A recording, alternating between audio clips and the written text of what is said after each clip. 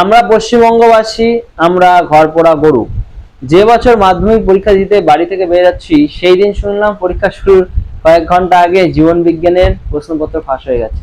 আমাদের কাছে প্রশ্নপত্র ফাঁস এই বিষয়টা নতুন নর্মাল ছিল, প্রতি বছরই শুনে আসছে কথা। কাজেই মায়ের হাতের দইয়ের সঙ্গে চুমাটা মিশিয়ে গুলে খেয়ে পরীক্ষায় বসে পড়ি। বাম আমল WBGE 2008 প্রশ্নপত্র ফাঁস। উচ্চশিক্ষামন্ত্রী সুদর্শন রায়চৌধুরী বললেন, দুর্ভাগ্যজনক ঘটনা, আগে থেকে সরকারের কিছু করার নেই, সমাজকে সৎ ও সচেতন হতে হবে, ব্যাস, অ্যাকাউন্টেবিলিটি শেষ। ইস্তফার কোনো গল্প নেই, কারণ কমিউনিজম মানেই বিজ্ঞান, আর সেই বিজ্ঞান বলে দিয়েছে সরকারের করার কিছু নেই, দোষ সমাজের। অতএব ট্রমা, ডিপ্রেশন এইসব ভুলতে চলো নন্দন, সাংস্কৃতিক মুখ্যমন্ত্রীর সঙ্গে নতুন নাটক দেখি। বাম আমলে মাধ্যমিক, উচ্চ মাধ্যমিক বিভিন্ন নিয়োগ পরীক্ষা মিলিয়ে 70+ প্রশ্নপত্রের ফাঁসের ঘটনা ঘটেছিল।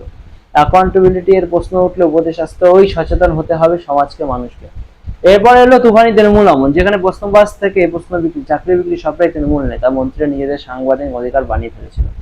ডিগ ডিগ ডিগ খেলা হবে। হ্যাঁ, এক মন্ত্রী বাঁধের খাটের তলায় কোটি কোটি টাকার পাহাড় বানিয়েছিলেন। আরেক মন্ত্রী সচেতন উক্তি, চাকরিটা তৃণমূল করলে তবেই পাওয়া যাবে, ন্যায্য দামে শব্দবন্ধনা উজ্জ্বল রেখে। এরা চালিয়ে ব্যাট করে, মানে মাধ্যমিকের 7টা বিষয়ে প্রশ্নপত্র ফাঁস রেকর্ড।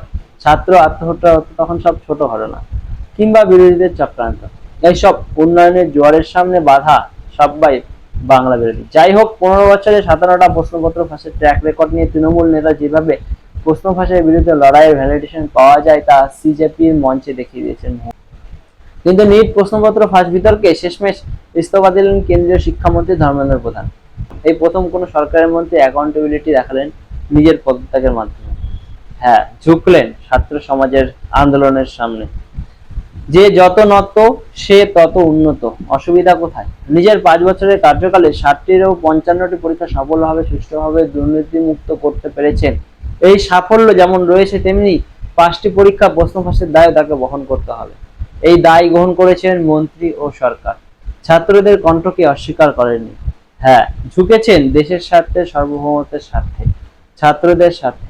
যা কেউ করেনি তা তিনি করলেন, এবং আমাদের বিশ্বাস history will be kinder to him than the contemporary narrative.